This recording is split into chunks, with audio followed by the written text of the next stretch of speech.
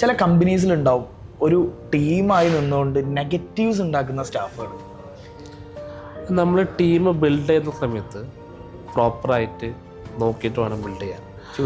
Choose ചെയ്യുന്നത് ഭയങ്കര. അപ്പം ഞാൻ എൻ്റെ കമ്പനിയുടെ കേസിൽ ഇപ്പോൾ സ്റ്റാഫിനെ ഹയർ ചെയ്യുന്നെങ്കിലും ഇവൻ ഡിസ്ട്രിബ്യൂട്ടേഴ്സിൻ്റെ അസോസിയേഷൻ ആവുന്ന സമയത്തും ഞാൻ ഓപ്പണായി പറയാറുണ്ട്, നമുക്കൊരു ലോങ് ടൈമിലുള്ള ആളെയാണ് ഞാൻ നോക്കുന്നത്. നമുക്കൊരു ഷോർട്ട് ടൈമിലോ അല്ലെങ്കിൽ അവർക്കൊരു എക്സ്പീരിയൻസ് ഉണ്ടാവാനോ അല്ലെങ്കിൽ എനിക്കതൊരു എക്സ്പീരിയൻസ് ആയി മാറാനോ വേണ്ടിയിട്ടുള്ളൊരു അസോസിയേഷൻ ഞാൻ ഉദ്ദേശിക്കുന്നില്ല.